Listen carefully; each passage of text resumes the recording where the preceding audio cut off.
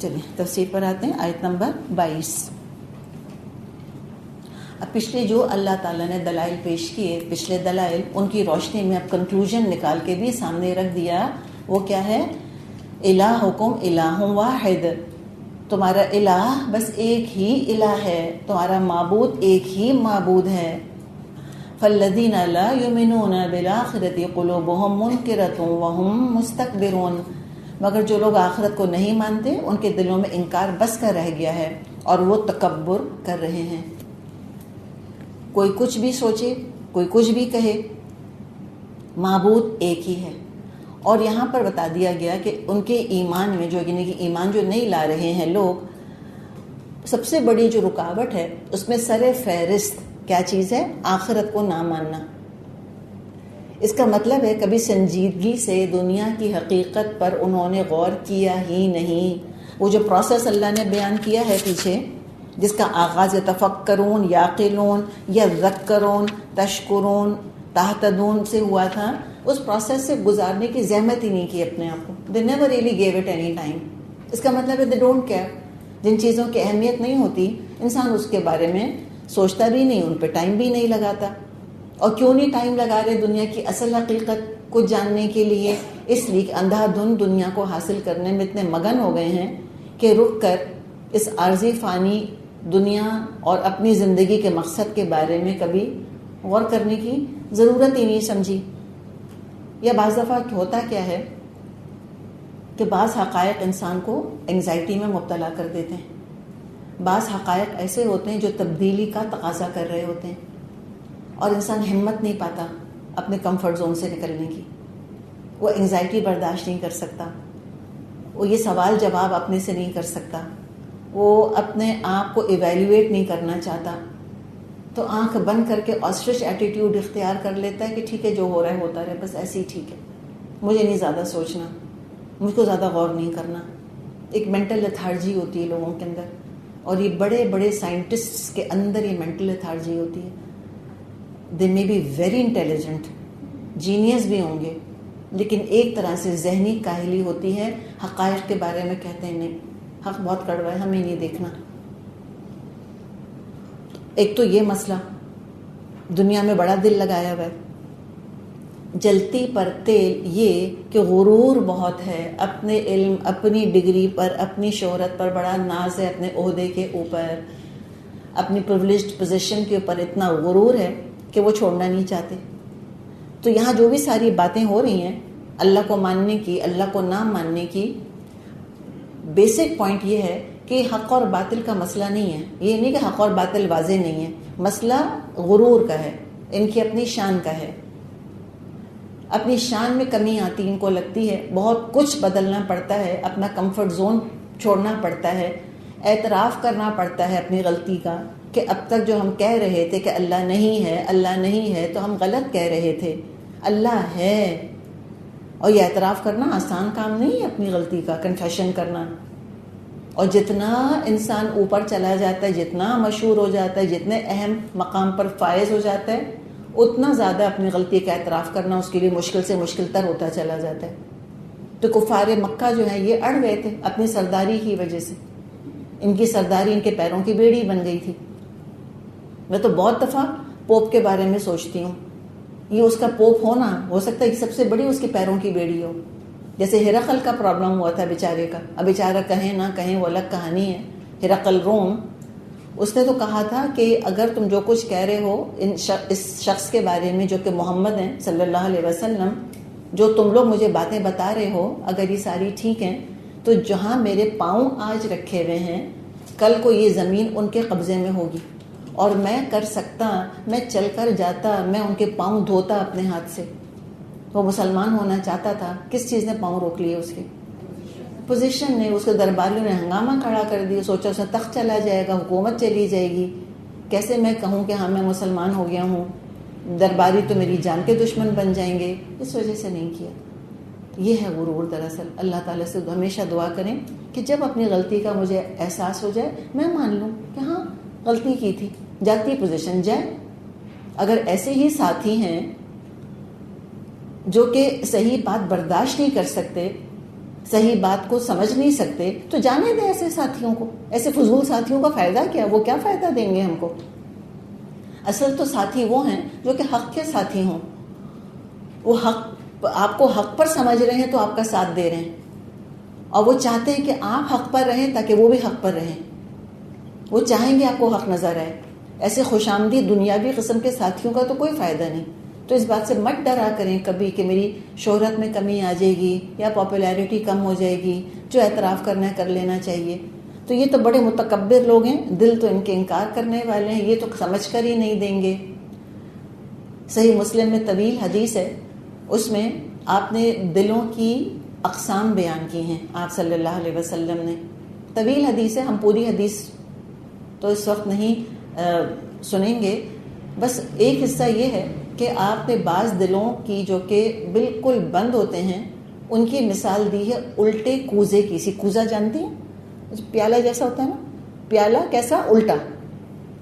جب پیالہ الٹا ہوتا ہے تو کچھ بھی نہیں آتا اس کے اندر.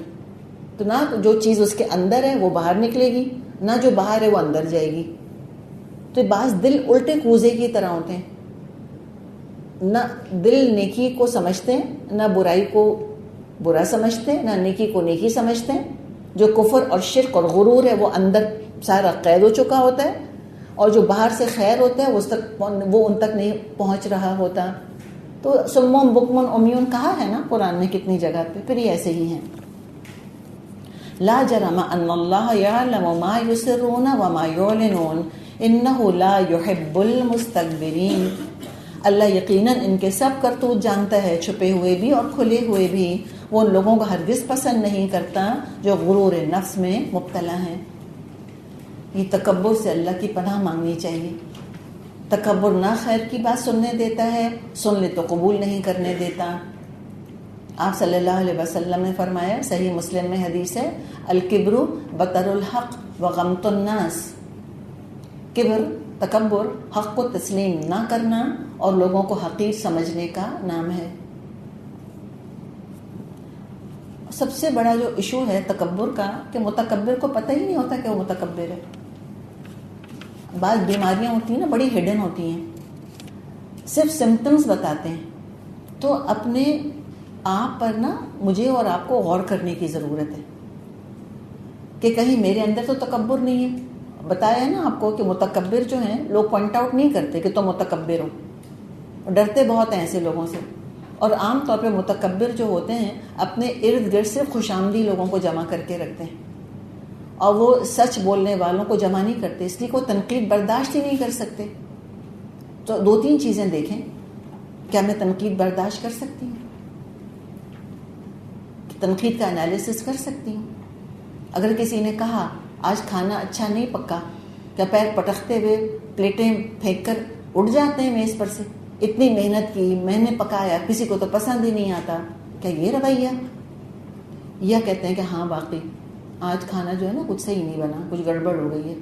ٹھیک ہے، نمبر 1. نمبر 2، کیا اپنی غلطی کا بلیم دوسروں پر ڈالتے ہیں؟ چھوٹی سی مثال دی تھی کہ نمک خراب آ رہا ہے فار ایگزامپل. ہاں مثال دی ہے نا. یا میں نے تو صحیح کہ کسی نے ڈال دیا ہوگا اور دیورانی کو دیکھا کہ تم گئی تھی میرے بعد کچن میں. مثال کے طور پہ دیکھیں یہ سب تکبر کی دیکھیں علامات ہیں نا، کوئی اور تو بتائے گا ہی نہیں، خود ہی اینالائز کرنا ہے. کیا اپنی تعریف خود کرتے اپنے منہ سے؟ اور اپنی تعریف سے مراد ہے اپنی اور اپنے متعلقین کی، کہ مجھ جیسا کوئی نہیں، میرے بچوں جیسا کوئی نہیں، میرے خاندان جیسا کوئی نہیں. اپنی تعریف کرنے کے ساتھ نمبر 4، کیا عاجزی کا احساس ہے؟ کیا عاجزی ہے میرے اندر؟ اتنی ہیوملٹی ہے. اگر کوئی یہ کہتا ہے کہ میرے اندر بڑی عاجزی ہے، علماء کہتے ہیں اس کا مطلب ہے اپنے آپ کو کسی بلند مقام سے دیکھ رہے ہیں، تبھی تو کہہ رہے ہیں کہ بڑی عاجزی ہے میرے اندر. جب موٹی موٹی باتیں جو ذہن میں آئیں وہ آپ کے سامنے رکھ دیں. تو یہ دیکھتے ہی رہا کریں، اس لیے کہ بڑا خطرہ ہے بھائی. کیوں؟ ان اللہ لا يحب المستکبرین. اللہ تعالیٰ متکبروں سے محبت نہیں کرتا. اور جب نہیں محبت کرتا تو کیا مطلب؟ نفرت کرتا ہے. نفرت ہے اللہ کو متکبروں سے، نہیں داخل ہوں گے جنت میں. تکبر صرف اللہ کی شان ہے. المتکبر تو وہی ہے بس اللہ. جس کے دل میں رائی کے دانے کے برابر تکبر ہوگا جنت نہیں دے گا اللہ اس کو. اور اللہ نے کہا ہے کہ یہ تکبر میری چادر ہے, اور جو تکبر کرتا ہے وہ میری چادر کھینچتا ہے. سردار چادریں پہنا کرتے تھے, ابھی بلوچستان سندھ وغیرہ میں دیکھیں وہ بڑی بڑی چادریں پہنتے ہیں, اور سردار کی چادر گھسیٹنا یہ شدید اس کی بے عزتی ہے. عربوں کے یہاں بھی اسی طرح کا طریقہ ہوا کرتا تھا. تو اسی کانٹیکسٹ میں سمجھایا گیا کہ تکبر اللہ کی چادر ہے. الکبر ردائی. تو اللہ تعالیٰ سے پناہ مانگنی چاہیے مجھے اور آپ کو کہ ہمارے اندر تکبر آئے, اور اللہ سے دعا کریں کہ اللہ اگر مجھ میں تکبر ہے تو مجھے دکھا دے, بس مجھے دکھا دے. اور تکبر کیا ہوتا ہے؟ کسی کو اپنے سے آگے نکلتا برداشت نہیں کر سکتے, کہ کوئی ہم سے اچھا ہو جائے, کسی کی تعریف سن نہیں سکتے اپنے آگے. تو یہ متکبر کے اندر بہت سی چیزیں جمع ہیں. نارسسزم ہوتا ہے, نارسسسٹک ہوتے ہیں, خود پسند ہوتے ہیں, اوروں کو گرانے والے دبانے والے ہوتے ہیں, نرچر نہیں کر سکتے دوسروں کو, تربیت نہیں کر سکتے کسی کی, ہر ایک کی سیلف رسپیکٹ پر حاوی ہو جاتے ہیں جا کر. کچھ لوگ ہوتے ہیں وہ ان کی جو غذا ہوتی ہے, تکبر کی غذا کیا ہے؟ تکبر کی غذا دوسرے انسانوں کا ایگو ہے. جب تک وہ دوسرے انسانوں کی انا کچل نہیں دیتے ان کو چین نہیں آتا, بیش کرتے ہیں دوسروں کو, ان کی سیلف رسپیکٹ ختم کرنے کی کوشش کرتے ہیں. تو یہ سب چیزیں دیکھنی ہیں. دیکھیں مجھ کو اور آپ کو اپنے اندر سے ہیلدی سیلف رسپیکٹ رکھنی ہے, لیکن وہ ہیلدی سیلف رسپیکٹ کنسیٹ نہ بن جائے, وہ سیلف سینٹرڈنس نہ بن جائے, وہ کہیں تکبر نہ بن جائے. اللہ تعالیٰ ہمیں اعتدال پہ رکھے. اس لیے کہ اللہ تعالیٰ کو متکبر اچھے نہیں لگتے. وَإِذَا قِيلَ لَهُم مَّاذَا أَنزَلَ رَبُّكُمْ قَالُوا أَسَاطِيرُ الْأَوَّلِينَ. اور جب کوئی ان سے پوچھتا ہے, کن سے پوچھتا ہے؟ ان متکبروں سے. اور یہ کون ہے متکبر؟ یہ ابو جہل اور یہ ابو لہب, امیہ بن خلف, ان سے. جب کوئی ان سے پوچھتا ہے تمہارے رب نے کیا چیز نازل کی ہے, وہ کہتے ہیں عجیب, وہ تو اگلے وقتوں کی فرسودہ کہانیاں ہیں. دیکھا آپ نے یہ ایٹیٹیوڈ, ہر چیز گھٹیا. ہم نے چونکہ نہیں کہی اس لیے اچھی نہیں ہو سکتی, ہم نے چونکہ قبول نہیں کیا لہٰذا کسی قابل نہیں ہو سکتا. یہ گردن کا تناؤ, یہ چہرے کا ایکسپریشن. اپنے چہرے کے تاثر کو بھی دیکھا کریں. ایٹیٹیوڈ تو نہیں جھلکتا اس کے اوپر, بعض چہروں کے اوپر غرور لگتا ہے چھپا ہوا ہے جیسے, اور اپنا چہرہ تو نظر نہیں آتا, اوروں کے نظر آتے ہیں. تو اپنے آپ کو بھی دیکھا کریں کہ میرے چہرے کا تاثر کیسا ہے. ایک رعونت ہوتی ہے نا, فرعونیت ہوتی ہے شکلوں کے اوپر. بعض شکلیں اللہ معاف کرے ایسی ہوتی ہیں لگتا ہے پتھر سے کسی نے بنائی ہیں جیسے, اتنی سختی ہوتی ہے. ایسا گردن کا اینگل ہوتا ہے. گاڑی میں کیا بیٹھ گئے ہیں, لگتا ہے اللہ جانے کوئی جنت کی سواری مل کے براق پہ بیٹھ گئے ہیں جیسے کوئی جا کر. تو یہ چیزیں, اپنی نعمتوں کو زیادہ اہمیت نہ دیا کریں. اللہ تعالیٰ مبارک کرے, جس کو جو نعمت اللہ نے دی اللہ مبارک کرے. 10,000 گز کے اوپر گھر ہے, کروڑ پتی ہیں الحمدللہ, قیمتی سے قیمتی زیور ہے, قیمتی سے قیمتی لباس ہے الحمدللہ, اللہ مبارک کرے. پلیز ایٹیٹیوڈ نہ دکھائیں, ان چیزوں سے کسی کو امپریس نہ کریں, اس لیے کہ یہی چیزیں پھر دنیا تکبر پیدا کرتی ہے نا. دراصل ظاہر ہے بھائی تکبر, علماء کہتے ہیں کس میں تکبر ہوگا؟ جس میں خوبی ہوگی. بھائی بغیر خوبی کے تکبر تھوڑی ہوگا, کچھ نہ کچھ تو ملا ہوگا نا اللہ کی طرف سے, جس نے کہ خود پسندی پیدا کر دی ہے. 2 الفاظ تعریف کے سنے تو ہوں گے کبھی کسی سے اپنے بارے میں, جو خود پسندی پیدا ہو گئی ہے. تو ان لوگوں کو تو اور زیادہ محتاط ہونے کی ضرورت ہے, جن کی لوگ تعریفیں کرتے ہیں, جن کو اللہ نے نوازا ہے. سب سے بڑے حق کے دشمن یہی پیسے والے متکبر بن کے کھڑے ہوتے ہیں, یہی نعمتوں والے خوبیوں والے ہوتے ہیں. بس حسن ہے, ذہانت ہے, دولت ہے, شہرت ہے, عزت ہے, کوئی دنیا میں مقام دیا ہوا ہے, کہیں سے پڑھ لکھ کر آئے ہوئے ہوتے ہیں, کوئی ڈگریاں ہوتی ہیں ان کے پاس, کوئی انگلش بہت اچھی بولتے ہیں. ہمارے معاشرے میں یہ نہیں, ساری دنیا میں یہ نہیں ہے. ہمارے معاشرے کے اندر ایک سمبل ہے اسٹیٹس کا بہت اچھی انگلش بولنا. اللہ ان تمام چیزوں کو مبارک کرے جن کے پاس یہ ہیں, اور اللہ ساتھ ساتھ ہمیں تکبر سے بچائے. یہی تمام نعمتیں جنت خریدنے کے لیے, اسلام پھیلانے کے لیے, لوگوں کو حق کی طرف مائل کرنے کے لیے بھی تو استعمال کی جاتی رہی ہیں ہمیشہ سے. تو کیوں تکبر کر کے اپنا بھی ناز کر رہے ہیں اور دوسروں کا بھی. ان کا دیکھیں کیا ایٹیٹیوڈ تھا. کہتے تھے ہاں کیا بتا رہے ہیں محمد، ایسی بس پچھلوں کی کہانیاں ہیں. کتنا غرور تھا اپنے اوپر ان کو. اور کیسے بدر میں سب مرے پڑے تھے، کیسے ان کی لاشوں کو اٹھا اٹھا کے آپ صلی اللہ علیہ وسلم نے کنویں میں پھینک دیا تھا. اور پھر پوچھا تھا ان سے ابو جہل سے اور سب سرداروں سے جو 70 تھے کہ جو تم سے اللہ نے وعدہ کیا تھا تم نے سچا پایا اس کو. اوبویسلی کبھی مکے انسان جاتا ہے نا تو وہاں ظاہر بہت سارے مشرک دفن ہیں، ہمیں نہیں پتہ کہاں دفن ہیں. اور وہ جب اذان ہوتی ہے اللہ اکبر اشہد اللہ الہ الا اللہ اشہد ان محمد رسول اللہ، واقعی انسان سوچتا ہے کیا یہ مردے سن رہے ہوں گے اور کتنا پچھتا رہے ہوں گے. تو یہی تو پکار ہم نے جیتے جاگتے اپنے کانوں سے سنی تھی اور ہم نے اساطیر الاولین کہہ کے حقارت سے ٹھکرا دیا تھا. وہ قبول کرتے تو آج اس عذاب قبر میں مبتلا نہ ہوتے. تو یہی اللہ نے کہا لِيَحْمِلُوا أَوْزَارَهُمْ كَامِلَةً يَوْمَ الْقِيَامَةِ وَمِنْ أَوْزَارِ الَّذِينَ يُضِلُّونَهُمْ بِغَيْرِ عِلْمٍ أَلَا سَاءَ مَا يَزِرُونَ. یہ باتیں وہ اس لیے کرتے ہیں کہ قیامت کے روز اپنے بوجھ بھی پورے اٹھائیں اور ساتھ ساتھ کچھ ایسے لوگوں کے بوجھ بھی سمیٹیں جن کو یہ بربنائے جہالت گمراہ کر رہے ہیں.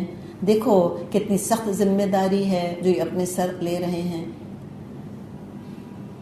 دیکھیں بغیر علم تو جتنے لوگوں کو گمراہ کر رہے ہیں سب جاہل ہیں کیا؟ الٹریٹ ہیں کیا؟ کوئی ڈگریاں نہیں ہیں ان کے پاس؟ آف کورس ہیں. کون سا علم ہے؟ دجالی علم ہے. بس صرف دجالی علم ہے. دنیا کے علم کی آنکھ کھلی ہے اور وہی والے علم کی آنکھ بند. ایکوائرڈ نالج ہے، ریویلڈ نالج نہیں ہے. ایکوائرڈ نالج کو ریویلڈ نالج کے پیچھے چلنا چاہیے. علم الابدان کو علم الادیان کے ماتحت ہونا چاہیے تو وہ دجالی فتنہ نہیں بنتا. تو بتا دیا ان کے بارے میں. آپ صلی اللہ علیہ وسلم نے قرآن سنایا، تباہ شدہ قوموں کے قصور بتایا کرتے تھے اور یہ قصور اور یہ قصے آپ صلی اللہ علیہ وسلم ظاہر قرآن کے ذریعے بیان کر رہے تھے، نہایت مؤثر انداز میں بیان کرتے تھے. اور اس سے مکہ میں اور رفتہ رفتہ عرب سے لے کر یعنی عرب کے جو عوام تھے سب میں ہلچل تو مچ گئی تھی. لوگ تھوڑے سے ہل تو گئے تھے، لیکن ابھی جیسے ہم نے بات کی عوام بہرحال لیڈروں کے تابع ہوتے ہیں. انہوں نے جا جا کر اپنے مذہبی رہنماؤں سے اور قبائلی سرداروں سے لیڈروں سے پوچھنا شروع کیا کہ آپ کا اس کلام کے بارے میں کیا خیال ہے جو اللہ کے نام پر محمد پیش کر رہے ہیں صلی اللہ علیہ وسلم. تو سرداروں کو کیا ہوا؟ اپنی پوزیشن خطرے میں لگی ان کو. قرآن کا جو انذار تھا، جیسے مثال کے طور پر فرعون کا اللہ نے ذکر کیا یا مختلف اقوام کے ملا کا اللہ نے ذکر کیا، وہ پورا کردار ایک گلف کی طرح فٹ ہو رہا تھا مکے کے سرداروں کے اوپر، طائف کے سرداروں کے اوپر. تو انہوں نے دیکھا لوگ متاثر ہو رہے ہیں تو کہنا شروع کر دیا کہ تم خالی بس قصے کہانیاں ہیں اور ایسے کوئی ہوا تھوڑی کرتا ہے، بس ہمیں ڈرانے کے لیے ایسی باتیں کرتے ہیں. تو اللہ نے فرمایا یہ گمراہ کرنے والے اپنی گمراہی کا بوجھ تو اٹھائیں گے ہی اٹھائیں گے. جن کو گمراہ کیا تھا ان کے بھی گناہوں کا بوجھ اٹھائیں گے جو ان کے کہنے کی وجہ سے، ان کے بہکانے کی وجہ سے انہوں نے کی. مسلم میں حدیث ہے، آپ صلی اللہ علیہ وسلم نے فرمایا جو شخص ہدایت کی طرف دعوت دے اس کے لیے ان لوگوں کے اجر جتنا اجر ہوگا جنہوں نے اس کی پیروی کی. یہ ان کے اپنے اجر میں سے کوئی چیز کم نہیں کرے گا. اور جو شخص گمراہی کے کسی کام کی طرف دعوت دے اس پر ان لوگوں کے گناہوں جتنا گناہ ہوگا تو اس کی پیروی کریں گے اور یہ ان کے گناہوں میں سے کچھ بھی کم نہیں کرے گا. تو اللہ تعالی ہمیں ہمیشہ ہادی مہتدی بنائے، ہدایت دینے والا بنائے. چلیں جی ترجمہ کے کرتے ہیں.